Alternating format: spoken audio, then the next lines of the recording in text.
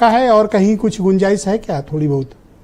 ब्रजेश जी थोड़ा सब्र रखिए, अभी इतनी जल्दी अगर सारे पत्ते खोल देंगे तो फिर फायदा क्या होगा? कल से नॉमिनेशन है। अभी तो विपक्ष के पसीने छूटना शुरू हुए हैं, थोड़ा सा इंतजार करिए।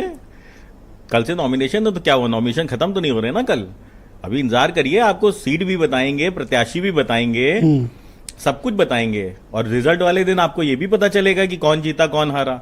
तो इसलिए इतनी जल्दी क्या है, थोड़ा सब्र रखिए, जितना ज्यादा टाइम आगे बढ़ेगा। से शुरू हैं और आप कह रहे हैं कि इतनी जल्दी क्या है? हमें नॉमिनेशन कोई परेशानी है? नहीं, हमें नॉमिनेशन की चिंता नहीं होती, क्योंकि हम तो जनता के बीच में रहते हैं। नॉमिनेशन की चिंता वो करे जो जनता से बहुत दूर रहता है, जो सिर्फ और सिर्फ चुनाव लड़ने के लिए आता है उत्तर प्रदेश में, वो चिंता करे नॉमिनेशन की। हमको क्या चिंता है, हम तो जनता के बीच में रहते हैं, जनता के बीच से कागज भरने हैं, तो हमें क्या दिक्कत है? हमको तो जनता के बीच से बीजेपी से फाइनल राउंड के बातचीत 2 राउंड की हो पाई, जैसा चौधरी जी ने कहा, ये तीसरे राउंड की बात फाइनल क्यों नहीं हो पा रही है? कोई परेशानी, कोई दुविधा? हमारी सारी बातचीत फाइनल है, हमारी सारी चीजें फाइनल हैं, पर हमारे यहाँ एक कल्चर है, एक तरीका है जो कि हमारा शीर्ष नेतृत्व घोषित करेगा। हमारे बीच में और भारतीय जनता पार्टी के बीच में जो भी बातचीत होनी थी वो हो चुकी है, और हमारा शीर्ष नेतृत्व जब ठीक समझेगा तब उसको घोषित करेगा। हमारे तो आपका बीजेपी की लिस्ट में नाम आएगा कि आप अलग से जारी करोगे? नहीं, हम राष्ट्रीय लोकदल अपनी पार्टी है, तो अगर हमारे सिंबल पे होगा, बाकी हम एनडीए के हिस्सा हैं, तो एनडीए की 9 की 9 सीटें हम चुनाव में लड़ रहे हैं, और 9 की 9 सीटों में राष्ट्रीय लोकदल और भारतीय जनता पार्टी चुनाव लड़ेंगे। हाँ बिल्कुल, भारतीय जनता पार्टी की अपनी लिस्ट आएगी, राष्ट्रीय लोकदल की अपनी हैंडपंप की लिस्ट आएगी। इसमें कोई लिस्ट क्या आनी है? एक नाम आना है, बता दो, बात खत्म हो। नहीं, ये तो आप कह रहे हैं ना, इंतजार तो करिए, थोड़ा सा सब्र रखिए ब्रिजेश जी। इतनी जल्दी क्या है कि एक नाम आना है कि 2 आने हैं कि 4 आने हैं? कल से नॉमिनेशन से भाई, ये तो कांग्रेस से पूछिए ना कितने नाम आने हैं, क्योंकि अब तो 2 ही 3 बची हैं, अब तो कितने आने हैं? खैर, उनकी विचारों की क्या गलती है, 2 ही विधायक हैं उनके उत्तर प्रदेश में, अब उपचुनाव में अगर 2 से ज्यादा। और आज जैसा ओपनिंग डिबेट में संजय चौधरी ने रुख दिखाया है ना, थोड़ा ड्राई रवैया था उनका। किसके प्रति? मुझे लगता है आप लोगों के प्रति है। अच्छा, तो मुझे फिक्र हुई, इसलिए मैंने उनसे पूछा भी था कि इतने रूखे क्यों हो आज। एक बात ब्रिजेश जी समझिए थोड़ा सा, कि हमारा गठबंधन तो दिखाई पड़ता है क्योंकि हम सरकार में हैं। जो सरकार में होता है उसका गठबंधन दिखाई पड़ता है, उसका गठबंधन होता है, क्योंकि हमारे पास उत्तर प्रदेश में मंत्री है, हमारे पास केंद्र में मंत्री है, तो हम तो सरकार का हिस्सा है ना, सरकार के साथ ही चलेंगे। इनके गठबंधन का क्या भरोसा, कब जो है रात को 1 बजे तक बैठा के बेइज्जत करके वापस भेज दें कांग्रेस वालों को। वो इनके गठबंधन का तो कोई भरोसा है नहीं, क्योंकि इनका तो विपक्षी गठबंधन है। कभी आम आदमी पार्टी अंदर, कभी बाहर, कभी ममता दीदी अंदर, कभी बाहर, कभी ओवैसी जी अंदर, कभी बाहर, तो इनके गठबंधन का क्या लेना? रनिंग कमेंट्री मध्य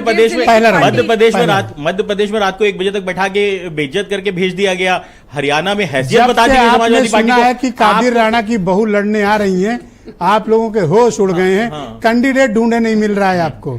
नाम बता दीजिए, क्योंकि लड़ना तो एक सीट पे है, और अगर दम है तो बताओ सुम्बुल राणा का मुकाबला कौन करेगा? संजय चौधरी भी लिख लें आज। नहीं, हम तो सिर्फ ये गिन रहे हैं कि पहले 6 घोषित हुए थे तो 5 परिवार से थे, अब की 7 घोषित हुए हैं तो 6 परिवार से हो गए। परिवार के आगे दिखता ही नहीं है। कार्यकर्ता इनका दरी बिछाएगा, कार्यकर्ता पानी पिलाएगा, कार्यकर्ता जवानी कुर्बान करेगा। नाहिद लारी खान को टिकट नहीं मिलेगी, नाहिद लारी खान को टिकट नहीं मिलेगी, परंतु और ये बात वो कह रहे हैं जिनके राष्ट्रीय अध्यक्ष कौन होंगे वो ऑलरेडी डिसाइडेड है। कोई बात नहीं, तो समाजवादी पार्टी का भी तो डिसाइडेड तो है। आप क्यों परिवारवाद पे तो चुनाव भी होता है, क्या तो चुनाव भी नहीं होता है? अच्छा, चंदन चौहान भी देखिए। ठीक है, आप बताइए। चलिए मैं इसका जवाब दे देता हूँ। आप बताइए, बागपत की सीट पे संजय भाई रुक जाइए प्लीज, संजय भाई प्लीज रुक जाइए। बागपत की सीट पे किसने हमारे यहाँ से चुनाव लड़ा? एक 40 साल पुराने चौधरी चरण सिंह जी के साथ काम करने वाले कार्यकर्ता ने चुनाव लड़ा और सदन गया। तो चंदन चौहान के पिताजी किसी पद पे थे क्या? नहीं, चंदन चौहान जी के पिताजी अगर किसी पद पे थे तो उससे क्या फर्क पड़ता है? चंदन चौहान युवा है, मैडम बीच में नहीं, चंदन चौहान युवा हैं और वो अपने दम के ऊपर काम कर रहे हैं, अपने दम के ऊपर काम कर रहे हैं। नहीं, आप ये बताइए, पढ़ा लिखा युवा अगर अपने क्षेत्र को आगे बढ़ाना चाहता है तो क्या उसका हक मार दें हम? कह सकते हैं उसका हक मार दें हम क्या? मतलब 7 में से 5-6 तो आप बता दो कि गाजियाबाद या खैर में से कौन सी सीट है जहां आप समाजवादी पार्टी का मुकाबला कर सकते हो?